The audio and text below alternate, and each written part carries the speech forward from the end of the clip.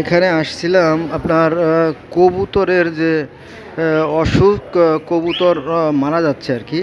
ওই সবুজ সবুজ পায়খানা করে আর ওই পাতলা পাতলা পানির মতো পায়খানা করে, এই জন্য এইখানে আসছিলাম। কিন্তু ডাক্তার সাহেব উনি এখন মিটিং করতেছেন।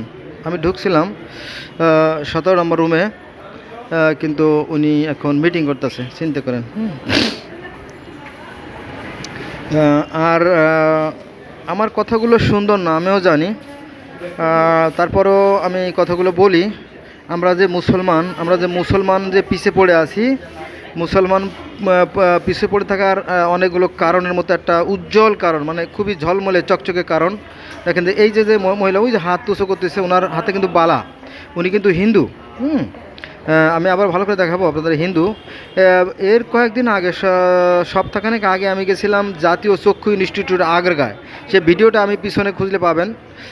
সেখানে আমি দেখলাম যে 115 নম্বর আয়াত, যে রুম, সেই 115 নম্বর রুমেও কিন্তু দুইজন মহিলা, দুইজনই কিন্তু হিন্দু ডাক্তার। হ্যাঁ, আর এই যে যে ম্যাডাম আছে উনিও কিন্তু একজন হিন্দু ডাক্তার। এই যে দেখেন, ভালো করে দেখা করেন।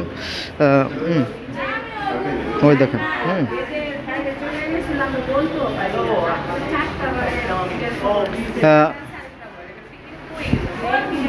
তো দেখেন যে এই যে হিন্দুরা, হিন্দু বলেন, ইহুদি বলেন, খ্রিস্টা বলেন, যাই বলেন, এরা কিন্তু ডাক্তার, ইঞ্জিনিয়ার, প্রফেসর, সাহিত্যিক হচ্ছে। কিন্তু আমাদের মুসলমানদের মধ্যে শুধুমাত্র হুজুর শ্রদ্ধা হচ্ছে। হ্যাঁ, হুজুর মানে হুজুরা কী করে, শুধুমাত্র অন্য ধর্মের প্রতি গীবত, হিংসা, বিদ্বেষ, ঘৃণা ছড়া। হ্যাঁ, ফলে এই মুসলমান জাতিটা আস্তে আস্তে আস্তে আস্তে ভিক্ষুকের জাতিতে, ফকিরে পরিণত হয়ে যাচ্ছে। কিন্তু এরা বুঝতে পারতেছে না।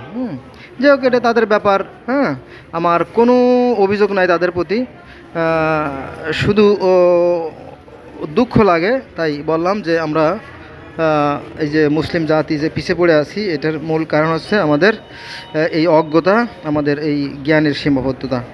হ্যাঁ দেখেন, আমি এই যে 215 নম্বর ঢুকছিলাম, সরি, এই যে সামনে যে 17 নম্বর রুম, এখানে আমি ঢুকছিলাম, কিন্তু ভিতরে ডাক্তাররা মিটিং করতেছে বলে আমি বের হয়ে আসছি। আমি অপেক্ষা করতেছি। এরা নিশ্চিত ধ্বংস হয়ে যাবে আর কি। কোনো সন্দেহ নেই।